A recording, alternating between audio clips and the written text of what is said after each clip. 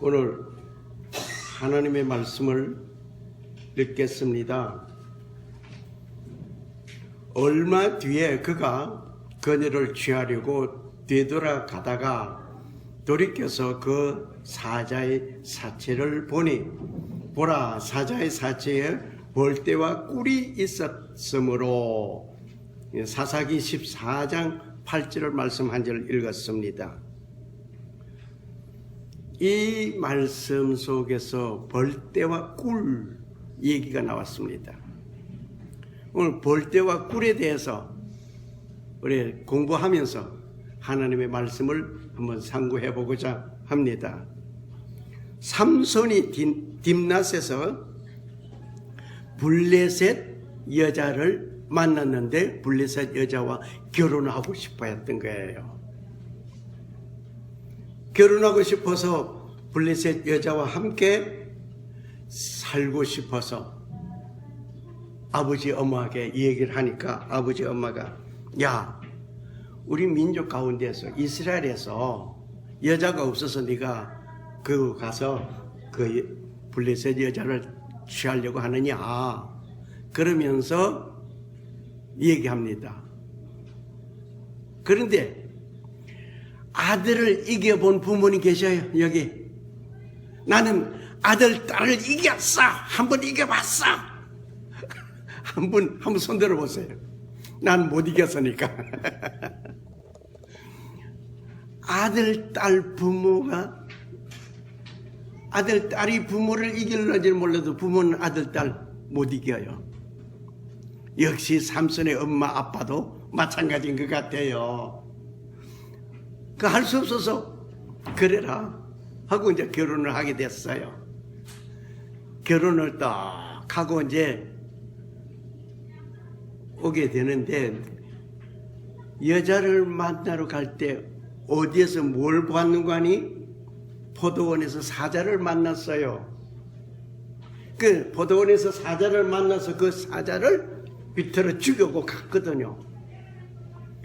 그리고 이제 부모님과 같이 가게 되는 그 순간에 죽은 사체에 뭐가 있는가 하니 벌떼가 우글우글했어요.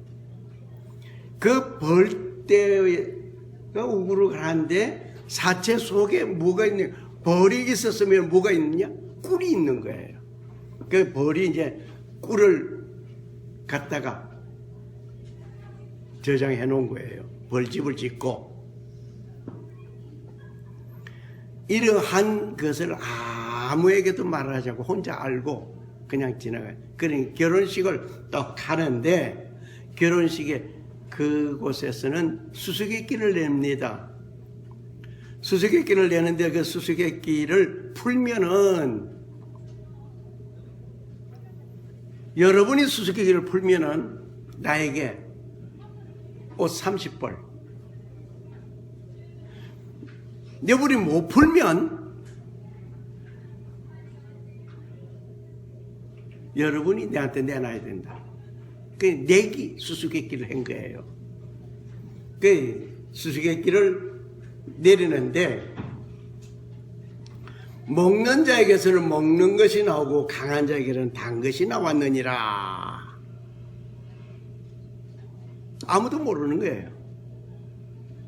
먹는 것에서 먹는 것이 나오고, 응? 자, 먹는 것에서 먹는 것이 나온다. 그런데 강한 자에게서 단 것이 나왔다. 아니 나오는 것은 변이나 나오지 뭐 나오겠냐. 그런데 변이 달단 말이냐? 그것도 아니거든요. 아무리 생각해도 모르겠거든요. 그러니까 누굴 이제 농사하기 시작한 거 아니, 밭 갈기 시작했는 거 아니, 삼손이 가장 가까운 사람 누군가 하니, 저를 딥나의 여인 그를 꼬셔라. 그래서 그이가 삼손의 입에서 나오는 그 수수께끼 답을 가지고 나오기를 바라고 계속합니다. 결국 삼손은 또 남자 여자 여자가 까근까근 그러면은 남자가 어쩔 수 없이 아무리 비밀이라도 야 비밀이야 그래가면서 그거 다 말해줄 뻔해요. 아마 여러분이나 저나 뭐 살아가면서 남자가 여자를 또 이겨본 일은 없을 거예요. 전부 그냥 지는 거지. 그래서 마지막에 그냥 수수께끼 답을 내놓잖아요. 내가 내려가서 그들의 애굽 손에서 건져내고 그들을 그 땅에서 인도하여 아름답고 광대한 땅, 젖과 꿀이 흐르는 땅, 곧 가나안 족속, 헷 족속, 아모리 족속, 브리스 족속, 히위 족속, 여부수 족속의 지방에 데려가노라. 조금 얘기가 좀 돌아왔는데 왜 하나님께서는 이 땅을 젖과 꿀이 흐르는 땅이라고 했겠느냐? 이걸 조명하고 돌아와야 될 것 같아서 나갑니다. 사자에게서 꿀이 나와서 단 것이 나오기는 나왔지만은 가나안 땅을 하나님께서는 젖과 꿀이 흐르는 땅이라고 말했습니다. 젖과 꿀이 흐르는 땅. 그런데 그 당시에는 아브라함에게 말씀하실 때에 도대체 그 땅은 삭막하기 그지없는 땅이지 젖과 꿀이 흐르는 것 같지를 않습니다. 그런데 이스라엘은 바로 이 땅이 자기 땅으로 삼고 살게 됐습니다. 400년 동안 이스라엘 백성들은 애굽에서 종살이 하다가 하나님께서 말씀하신 젖과 꿀이 흐르는 땅 우리는 그곳 찾아가자. 그래 찾아온 것이 이 가나안 땅입니다. 하나님께서 아브라함에게 말씀하실 때에 400년 동안 네 자손이 다른 민족을 섬기고 네 자손을 괴롭히리라. 그리고 거기서 나오리라. 말씀하신 대로 나와서 출애굽하여서 찾아온 곳이 이곳인데 그것도 바로 온 것이 아니라 40년 동안을 광야에서 빙글빙글 돌다가 돌아왔어요. 이만큼 이스라엘 백성들은 젖과 꿀이 흐르는 땅 이걸 사모했습니다. 그런데 이스라엘이라고 하는 그 이름부터가 중요한 겁니다. 이 이름은 하나님께서 투쟁하심이다는 이름의 뜻이 있어요. 하나님과 투쟁했는데 누가 하나님과 투쟁했습니까? 야곱이라는 욥 강가에서 천사와 씨름을 하는데 도대체 축복 안 해주면 안 놔주겠다고 축복해달라고. 그래서 축복해 주신 이름이 내 이름이 뭐냐? 네, 야곱입니다. 야곱이라는 이름은 참 그냥 여러 가지 생각할 수 있어요. 사기꾼도 있고요. 권모술수하고요. 하여튼 야곱이란 그 이름은 그렇게 좋은 이름은 아니었어요. 그런데 내 이름은 이제부터 이스라엘이라 하리라. 그렇게 축복해 줬어요. 하나님께서 이스라엘이라고 이름을 지어 축복해 준 그 이름이에요. 그 이름이 변하여져서 이스라엘이라고 하는 그 이름으로 가지게 되는 것이 지금 족장으로 있다가 나중에 나라로 이스라엘 나라로 이루어졌습니다. 자, 이렇게 되기까지에는 이스라엘 백성들이 굉장한 험난한 길을 걸어왔습니다. 주후 70년에 예루살렘이 로마로부터 완전히 패망하였습니다. 완전히 패망한 그들은 주후 1948년 5월 14일 날 독립했습니다. 독립하는데 1878년 만에 찾은 나라 땅입니다. 우리 대한민국은 36년 동안 나라 땅을 잊어버려도 뺏겨도 그래도 내 땅 위에서 주권이 다 뺏겨도 내 땅 위에서 살았어요. 고생하면서도 살았어요. 그러나 이스라엘 백성들은 그러지 못해서 온 세계로 다 흩어졌어요. 1878년 만에 나라 땅을 찾은 이스라엘 백성들, 온 세계에 흩어져 있던 그들이 다 찾아왔습니다. 왜? 하나님께서 축복해 주신 이스라엘이라고 하는 그 이름, 그 축복된 그 이름 속에 지정해 준 그곳이 젖과 꿀이 흐르는 땅이라 말입니다. 오늘 왜 이스라엘 백성들이 온 세상을 다 흩어져야 하며 살아야 했던가? 이것을 좀 알아야 됩니다. 왜 1878년 동안 그들은 나라 땅을 잊어버리고 살아야 했던가? 그 이유가 있습니다. 예수님께서 십자가에 못 박혀 죽이라. 예수님을 죽여라. 죽이라. 바나바를 살리고 예수를 죽여라. 그 유대법에 의하여 보면은, 유대법에 의하면 신성 모독하는 자는 목 베어 죽이라고 하는 것이 유대법이에요. 탈무드예요. 그런데 예수님을 신성 모독 죄로 해서 죽일 놈이다. 이놈은 죽일 놈이다.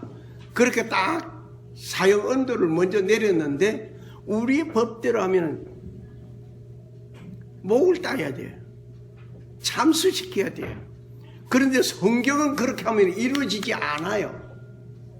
성경은 나무에 달려야 되게 돼 있어요. 그리고 강력한 로마 제국에 의해서 사형 언도가, 사형 집행이 나무에 달아 죽이는 십자가 사형틀이에요. 그 성경을 이루어 나가려고 하다 보니까 하나님께서는 이스라엘 백성들이 로마의 속국으로 있게 되고 로마의 통치 아래서 살게 되는 이런 놀라운 역사적인 자세한 것은 지금 이 시간 다 말씀을 드리기가 힘듭니다. 그러한 가운데에서 예수님이 유대인들의 버림을 받고 대민족의 버림을 받고 죽임을 당하는데 십자가에 못 박아서서 그럴 때에 그는 뭐라고 말해요? 백성이 다 대답하여 이르기를 그 피, 예수 그리스도의 죽음의 그 피 말입니다. 그 피는 우리와 우리 자손에게 돌릴지어다. 엄청난 저주예요. 그 말씀 그대로 그 자손들이 피값을 치르느라고 1878년 동안 나라 땅 없는 사람으로, 민족으로 온 세계에 흩어져서 살았습니다. 우리는 이걸 생각해요. 어릴 때 어린아기를 키워보셨어요? 아십니다. 애가 콧물을 쭈르르 흘리면, 야, 콧물 닦아줄 때, 야, 흥해라. 그래 놓고 딱 닦아줬어요. 흥하라고 그랬어요. 그래 놓고 걔가 말썽을 좀 피우고 돌아오면, 이 비름을 자식, 저놈의 새끼 저거. 욕을 그냥 해야 된단 말이에요. 빌어먹을 놈이래. 그렇게 말하던 우리의 선조가 결국 대한민국은 IMF로 빌어먹는 순간을 맞이했던 거 기억하시죠? 입이 참 촐레방정이에요. 촐레방정. 내가 축복하면 그 축복이 그 사람에게 이루어지면 좋고, 그런데 내가 축복한 것이 그 사람에게 이루어지지 아니하면 그 축복이 어디로 돌아간다? 내게로 돌아오는 거예요. 그 예수님께서 말씀하셨거든요. 그 말이 있잖아요. 입살이 보살이라는 말이죠. 내 입에 무슨 말을 하느냐에 따라서 그 말이 그대로 열매가 맺히게 되는 것입니다. 유대민족들이 바로 그랬어요. 예수 죽이는데 그 피는 우리와 우리 자손이. 그래서 1878년 동안 나라 땅을 밟아보지 못하고 온 세계에 흩어져서 동경하기를 젖과 꿀이 흐르는 그 땅, 젖과 꿀이 흐르는 그 땅, 그 땅, 그 땅, 그 땅. 가난을 그렇게 삼하면서 살아왔습니다. 어떻게 하시겠습니까? 지금은 온 세계가 이스라엘 백성들, 이스라엘이 전쟁의 위험한 화약고도 되지만은 이스라엘은 엄청난 보물 창고입니다. 중요한 요충지예요. 이런 가운데 벌떼와 꿀이라고 했으니까 꿀은 찐득찐득하면서도 달고 또 우리의 몸에 참 좋습니다. 그런데 많이 잡수시게 되면 당으로 어려움을 당하기도 합니다. 그런데 꿀은 우리 신체에 참 요긴하게 보약의 하나이기도 합니다. 그 뭐 옛날에 아기노신 산모에게 호박에다가 꿀을 넣어서 그걸 팍 쪄서 그 호박은 부위를 빼주고 꿀은 그 산모에게 새로운 힘을 활기를 돋궈준다 해서 그렇게 해드린, 그렇게 또 잡수기도 했을 거예요. 꿀은 그렇게 좋습니다. 그 꿀을 누가 하느냐? 벌들이 하는 겁니다. 꽃에 날아다니면서 꿀 1kg을 얻기 위해서는 벌 한 마리가 꽃을 몇 송이를 다녀야 하는 거니 560만, 560개도 아니고 560만이에요. 천도 아니고 만. 그렇게 다녀서 꿀 1kg를 얻어내는 것입니다. 얼마나 벌이 열심히 하는지. 이 열심히 한 그 꿀을 이 삼손이 지금 먹은 거예요. 먹고 그리고 수수께끼를 냈습니다. 수수께끼를 냈는데 그 수수께담을 암송아지를 밭갈면서 수수께끼를 풀어냈거든요. 삼손이 그냥 화가 날 때는 난 거예요. 너희가 내 암송아지를 밭갈지 않았으면은 이것을 풀지 못했다. 그러면서 약속한 대로 수수께끼의 상품을 줘야 되는데 역시 블레셋 사람 잡아서 옷 뺏겨서 그냥 옷 뺏깁니까? 죽임을 당했죠. 그래서 갚아준 거예요. 그러고는 화가 나니까 돌아와 버렸어요. 오늘 이렇게 벌떼와 꿀 생각하면서 내 한 자신이 벌 군사에 이루어진 것처럼 주의 군사된 내가 되어보자 이겁니다. 이 벌은 쉬지 않습니다. 비가 오는 날에도 꿀농사로 가는 거예요. 벌이 힘들다고 가물어가지고 꽃이 제대로 없고 안 피고 그랬다고 해서 아이고 하고 그러면서 쓰러지고 포기하고 자포자기하고 그런 일 없습니다. 그런데 사람은 어떻습니까? 사업하다가 실패하면은 낙심천만하고 심지어 목매달아 죽기까지도 하지요. 우리는 주의 군사된 우리가 낙심하는 일 없이 주님만 바라보는 여러분과 내가 되어져야 될 것입니다. 이 벌은 한순간도 쉬지 않습니다. 한순간도 쉬지 않고 벌은 그대로 열심히 자기 일을 합니다. 이런 가운데 오늘 우리도 한순간도 쉬지 않냐고 뭘 하겠습니까? 할 수 있는 것은 여러 가지 많이 있습니다. 이웃을 사랑하는 눈을 흘겨보지 말고 사랑의 눈으로 서로 사랑을 나누고 기도하고 주의 영광을 나타내는 여러분과 내가 되어져야 될 줄 믿습니다. 하나님 아버지 감사합니다. 이 하루도 지켜주시고 주의 영광 가운데서 벌떼와 같이 우리 주님 군사된 내가 벌 한 마리가 쉬지 않은 것처럼 나 하나도 주 앞에서 쉬지 아니하는 삶이 되어지게 하여 주시옵소서.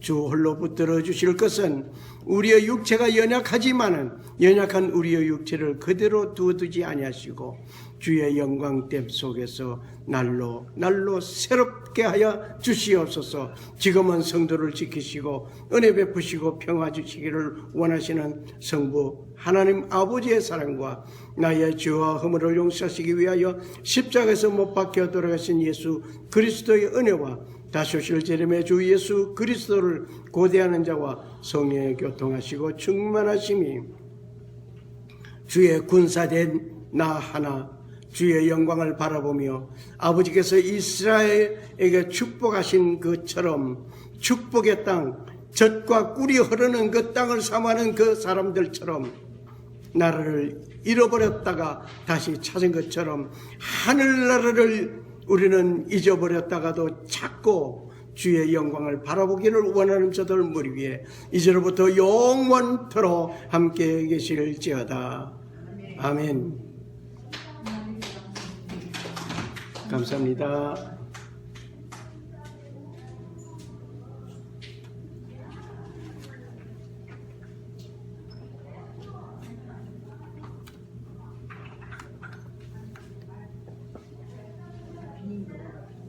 Tengo poco conmigo, hablo poco el idioma y entonces es un poco más difícil todo. Pienso que de todas formas he estado 2 años de bonita experiencia y es algo que recordaré para toda mi vida. 형님 리더십 김세준 감독은 젊은 명장으로 확실히 자리매김했습니다. 지난해 삼성 왕조를 무너뜨렸고 올해는 18연승으로 정규리그 정상을 차지한 현대캐피탈의 상승세도 눌렀습니다. 부상당한 센터 이민규를 잃고도 맞춤 전략으로 우승 열매를 맺었습니다. 나이는 조금 얼떨결에 했다 할까요? 주전센터의 부상, 선수 로테이션 하는데